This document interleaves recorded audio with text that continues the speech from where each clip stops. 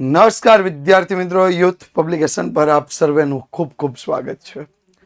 બોર્ડની પરીક્ષા જ્યારે નજીક નજીક આવતી જાય એમ આપણી તૈયારીઓ પણ વધતી જાય, પણ એક વખત કોર્સ પૂરો થયા બાદ આપણો સૌથી મોટો ટાર્ગેટ શું હોય છે? તો કે એવા અમુક પેપરો તૈયાર કરીએ જેથી આપણી પ્રેક્ટિસ થઈ જાય, અને એના માટે આપણે પેપર સેટ વસાવીએ છીએ. પણ પેપર સેટ વસાવતા પહેલા આપણા મગજમાં ઘણા બધા પ્રશ્નો હોય. શું આ પેપર સેટ માંથી પૂછાશે? પહેલો પ્રશ્ન તો એ જ હોય. આ પેપર સેટ કરી નાખું તો મારે જે ટાર્ગેટ નક્કી કર્યો છે એટલા માર્ક્સ મળી જશે? શું આ પેપર સેટ કોઈ શિક્ષકો દ્વારા તૈયાર કરેલો છે? આ પેપર સેટમાંથી કેટલું પૂછાય એ મને કોણ સમજાવશે? અને જ્યારે માર્ચ 2026 ફેબ્રુઆરી માર્ચ 2026 માટે જ્યારે આ પેટર્નથી એક પેપર સેટ તૈયાર કરી નાખ્યો છે, કોણે? તો કે યુથ એજ્યુકેશન અને સ્વયં પબ્લિકેશને માર્ચ 2026ની એક્ઝામ માટે જ્યારે આ એક પેપર સેટ તૈયાર કર્યો છે, તો હવે આ બધા જ તમારા પ્રશ્નોનો જવાબ આપે છે અમારો એક આ પેપર સેટ, કે જે 2025માં આપણો જે પેપર સેટ હતો અને 2025નું જે બોર્ડનું પેપર હતું એમની વચ્ચે શું સામ્યતા છે, કેટલા પ્રશ્નો પૂછાણા, કેટલા માર્ક્સનું પૂછાણું, કેવા પ્રશ્નો પૂછાણા, અને એનું સંપૂર્ણ સાબિતી અમે તમારી સાથે લઈને ગુજરાતનું એકમાત્ર પબ્લિકેશન એવું છે કે જે તમને એના પેપર સેટના પાછલા વર્ષનું કમ્પેરિઝન આપે છે. જોઈ શકો છો તમે. વાત કરીએ છીએ આપણે સ્ટેટિસ્ટિકની, તો પેપર 1 માંથી 14 માર્ક્સ, પેપર 2 માંથી 12 માર્ક્સ, પેપર 3 માંથી 14 માર્ક્સ, પેપર 4 માંથી 3 માર્ક્સનું, પેપર 5 માંથી 18 માર્ક્સનું, પેપર 6 માંથી 9 માર્ક્સનું અને પેપર 7 માંથી 7 માર્ક્સનું. આમ કુલ મળી સ્ટેટિસ્ટિક વિષયમાં 100 માંથી 77 માર્ક્સના પ્રશ્નો હતા કે જે બોર્ડની પરીક્ષાના પેપરમાં પૂછાયેલા હતા. આ 7 પેપર જેણે કર્યા એનો લગભગ બેડો પાર થઈ ગયો હતો. ક્વેશ્ચન બાય ક્વેશ્ચન જઈએ તો પહેલો જ MCQ તમે જોઈ શકો, પેપર 6 માંથી પૂછાયેલો. અહીંયા તમને ઉપર જે ભાગ આપ્યો છે બોર્ડનું પેપર 7 માર્ચે પેપર હતું ભાઈ, તો 7 માર્ચનું આ બોર્ડનું પેપર, અને આ એમાં લખ્યું હશે પેપર 6, તો આ પેપર 6 માં પાછું લખ્યું હશે ક્વેશ્ચન 1. નીચે જે ભાગ આપ્યો છે અમારા પેપર સેટનો ભાગ. ત્રીજો પ્રશ્ન, સહસંબંધાંકનો વિસ્તાર. નીચે આપ્યું છે સહસંબંધાંકનો વિસ્તાર શું છે? જોતા રહેજો પેપર 7 માંથી, અહીંયા પણ પેપર 7 માંથી. ચોથો પ્રશ્ન, ક્રમાંક સહસંબંધનો. આપણા પેપર નંબર 1 માં ચોથો પ્રશ્ન એ જ હતો, ક્રમાંક સહસંબંધનો. એઝ ઇટ ઇઝ પ્રશ્ન છો, તમે જોવો તો જો અહીંયા પહેલો, ત્રીજો તો ત્રીજો, ચોથો તો ચોથો.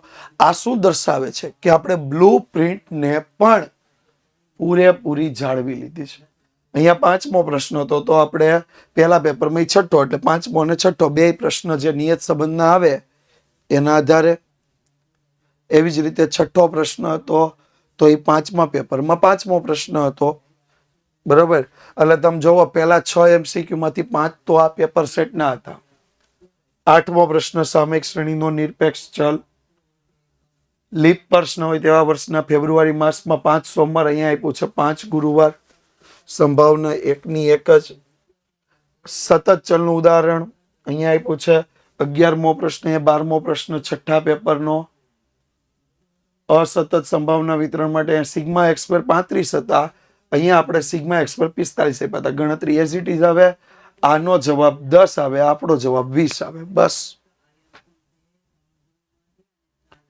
મધ્યક 6 વિચરણ 12/7, અહીંયા મધ્યક 5 વિચરણ 10/7. આપણે as it is text book question લીધો તો એ લોકો થોડીક રકમમાં ચેન્જ કર્યો હતો. આ 13મો પ્રશ્ન આપણા પેપર સેટ 5મા પેપરનો 13મો પ્રશ્ન. ત્યાર પછી મધ્યક વિચરણ પ્રામાણ્ય વિતરણ માટે 14મો પ્રશ્ન 7 માર્ચના પેપરમાં. પેપર 1માં 16મો પ્રશ્ન. જમણી બાજુના પ્રદેશનું ક્ષેત્રફળ 15મો પ્રશ્ન. પેપર 5માં 16મો પ્રશ્ન. અહીંયા x - 5 <0.25, x - 5 <0.25. એને સામીપ્ય સ્વરૂપ પૂછ્યું હતું, આપણે અંતરાલ સ્વરૂપ પૂછ્યું હતું. y બરાબર 10 minus 3x x tense two -3, 10 minus 3x x tense two -3, ax ની અનઘાત ax ની અનઘાત. તમે જોઈ શકો એઝ ઇટ ઇઝ 19 નંબરનો પ્રશ્ન આપણા ત્રીજા પેપરમાં 19 નંબરનો પ્રશ્ન. આ વર્ષના પેપર સેટની વાત નથી, ગયા વર્ષના પેપર સેટની વાત છે. માંગની મૂલ્ય સાપેક્ષતા 20મો પ્રશ્ન, પેપર 5 નો 20મો પ્રશ્ન એઝ ઇટ ઇઝ. વિકર્ણ આકૃતિની મર્યાદા, વિકર્ણ આકૃતિની મર્યાદા અહીંયા 22મો પ્રશ્ન આપણો પણ પેપર 1 નો 22મો પ્રશ્ન. 28મો પ્રશ્ન સરેરાશ વિચલનની કિંમત તો પ્રમાણિત વિચલન. આપણે એ લોકોએ 12 મૂક્યા હતા, આપણે 8 મૂક્યા હતા. રકમ as it is. 4x plus k બરાબર 6, 4x પ્લસ k બરાબર 6.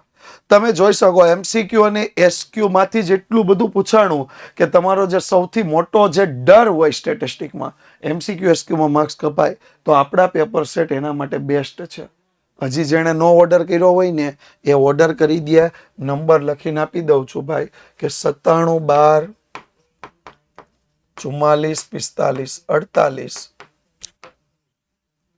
97 12 44 45 49. આ નંબર પર કોલ કરીને આ વર્ષનો પેપર સેટ હજુ મંગાવી શકે છે. વાસ્તવિક વેતનનો પ્રશ્ન આપણે પણ પૂછ્યો તો આપણે 30,120, એને 36,000 કર્યા, આપણે 40 40 52 ના આપણે 44 કર્યા હતા અને 56 ના આપણે 50 કર્યા હતા.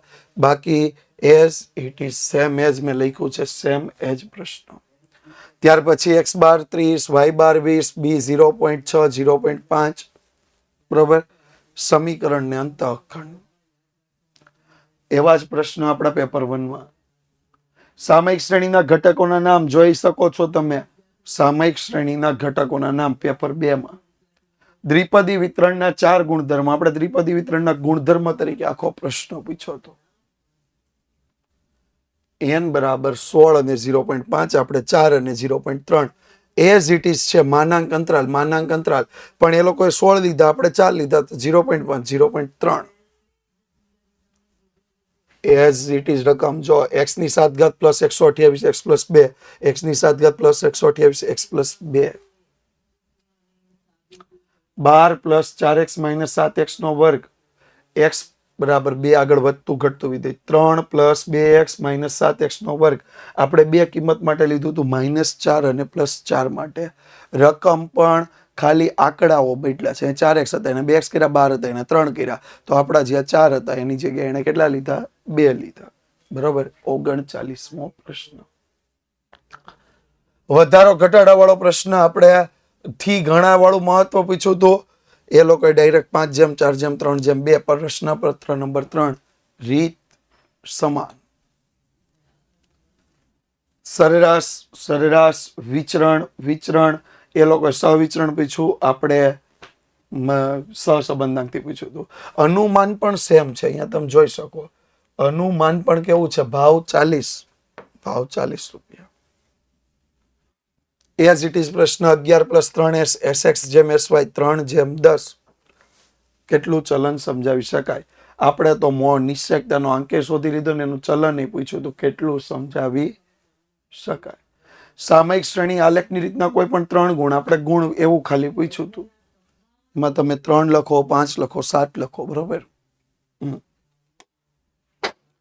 1 થી 100 સુધીની પ્રાકૃતિક સંખ્યામાંથી એક અંકની સંખ્યા અથવા પૂર્ણ વર્ગ, એક અંકની સંખ્યા અથવા પૂર્ણ વર્ગ.